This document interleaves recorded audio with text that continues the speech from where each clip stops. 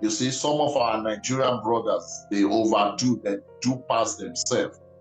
Some of them live as if they own this country. So it's not like South Africans go around or South African police go around looking for Nigerians to arrest. No. But one thing I want to tell people is South African police, they are not difficult. One thing they're looking for is they want people to respect them. And we, some of our brothers on the street are very rude. So they challenge police, they disrespect police. It's difficult for you to see a South African police that will slap a citizen or a foreigner. The pride is too much. Hi everyone and welcome. Today I wanted to take a look at this video where the host prefaced the interview trying to tag South Africans as xenophobic. But the guest shut it down with truth and facts.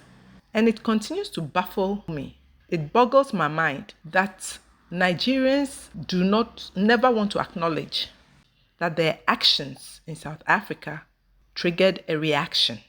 It's just mind-boggling. They don't want to accept that fact. Doing their human trafficking, leading to prostitution, selling their white powder, triggered a reaction. They never want to acknowledge that. They just gloss over it and jump straight to xenophobia. One of their favorite words. You know, they like envy and jealousy, always projecting what they are feeling. You can't go to someone's country and try to dictate terms, most especially when in your own country you are treated by your government like unwanted children. I don't know whether that's why when you enter other people's countries and you find that freedom there, a conducive environment, then you want to bully the citizens of that country. You want to push them around and get away with it, which you cannot do in your own country. You can't get away with anything in your own country. Look at how they recently treated VDM, who tries to advocate or claims to advocate for the voiceless and the suppressed. He went to a bank to help out his mom. And what happened to him? He was arrested and kidnapped in the process. So let's see the shenanigans the host was trying to perpetuate before being corrected with facts. You are an immigrant in South Africa. Okay. And you know that South Africa is one of the go-to countries of many Nigerians. I mean, it gets so bad that when there is xenophobia, Nigerians are usually targets, right? I had my younger sister who came to Saudi, and the moment xenophobia happened that year, we're looking for the whole thing to calm down, for her to remain alive, and then for us to bring them back home. To say, please, come back home, my immediate younger sister. Okay. How have you been able to survive all of these years despite that hostility? Are you not scared with all of those xenophobia things, all of those crime things? Sometimes people are implicated, sometimes people actually, they are culprit, they are culpable, and then have you been able to navigate it? Have you been able to integrate, to blend, to be accepted? Because we see your face everywhere, you don't seem to be under any, pressure or tension. How has it been for you? You see, first thing I would like to say is everywhere in the world is not safe. There's tension everywhere in the world.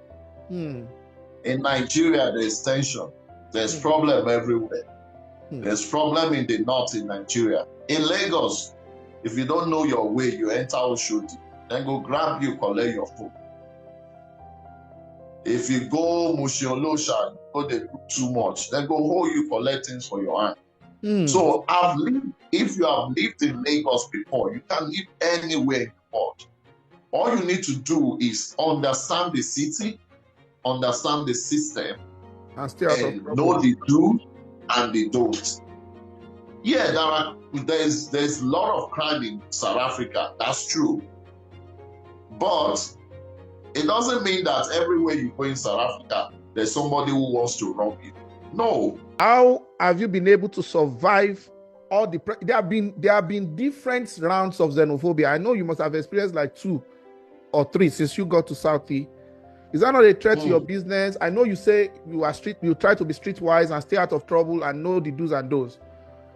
Yeah. You feel like, no, I want to go back home. It's better to be alive. And tell us about that. Especially the kind of, and then, recently some people came out with more online additional kind of hostility between South Africa and Nigeria that is not necessary. One random guy will just say one silly thing online and everybody will jump on it because they already have that kind of, kind of bile and mindset. How are you able to navigate those moments of tension? If you are playing football, it is us against them or them against us. If there's rivalry between Bafana and our Super Eagles, they can even use that and slap somebody. Then this xenophobia thing that people have to leave town, so people feel that it's not safe, there could be shooting, burning of people, stabbing. They are hostile to a lot of blacks, but it looks like Nigerians also are particular target. But you have been able to just stay in that system. I mean, tell us about it. How are you able to survive in that? And they believe that a lot of our guys peddle drugs, let's say the way it is.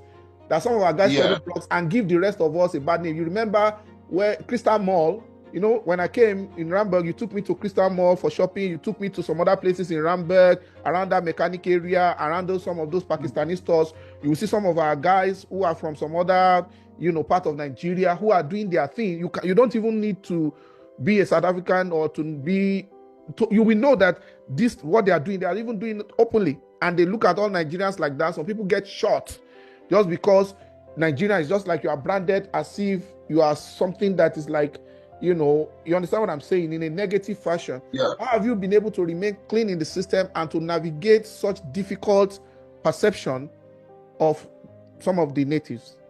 Folks, notice how hard he was trying to push that narrative until he finally admitted that when he went to South Africa, he himself saw what his fellow Nigerians were doing there.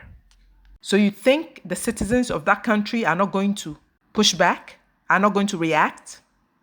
You think they're just going to sit there and accept you misbehaving in their country? Okay, you see, the first thing I would like to say is this. It's not like South Africans just go around looking for Nigerians to attack them. It's not really like that. There might be, sugarcoating what is happening here. And sometimes, some of these crises, our people also have their hands in what is causing these things.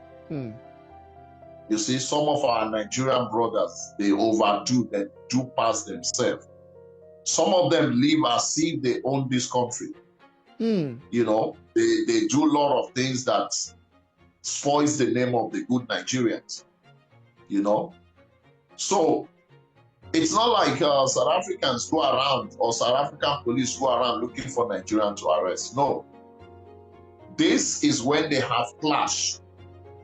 It's either police come somewhere they want to arrest or something like that, and people start trying to prevent the police from doing their job. From there, something can happen. I've never really had those kind of encounter with police. But one thing I want to tell people is South African police, they are not difficult. One thing they're looking for is they want people to respect them. And some of our brothers on the street are very rude. So they challenge police, they disrespect police. It's difficult for you to see a South African police that will slap a citizen or a foreigner. It's difficult. Or they will just hold you and start beating you. No. Even when they stop you, they will greet you. How are you, sir? They will put sir when they greet you. Courtesy. When you give them attitude, that's when they change it for you. Try. Because you see, the psychology behind it is that person wearing that uniform is also feeling awkward. Like, people think when I stop them, I want to get something from them. That's why I'm stopping them. But they just doing their job. Did we carry over our Lagos mentality the same way we disrespect our police? Somebody came to this program and told me he lived in South Africa for 22 years. He said that our Nigerian brothers, he is a Nigerian, he said they are pompous, they are arrogant. And you also said it that some of our people carry themselves as if they own the country. Maybe that's why they have problem with the police. They are arrogant. Sometimes, if you're a good Nigerian, you live here for over a decade, You don't want people to know you're a Nigerian. Even when you hear them, they are speaking, how far now, my brother, where you dey, what's that? You just pretend as if you're not in Nigeria. You walk past them. Sure. The pride is too much. And the people in this place, they have their own culture. The culture is you get somewhere, you greet everybody there. Even if you are the head of your family, you get into a building, you must be the one to greet people.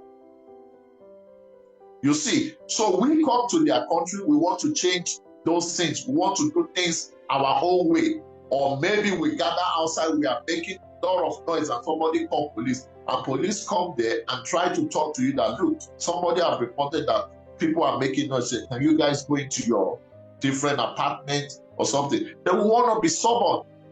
We want to be rude.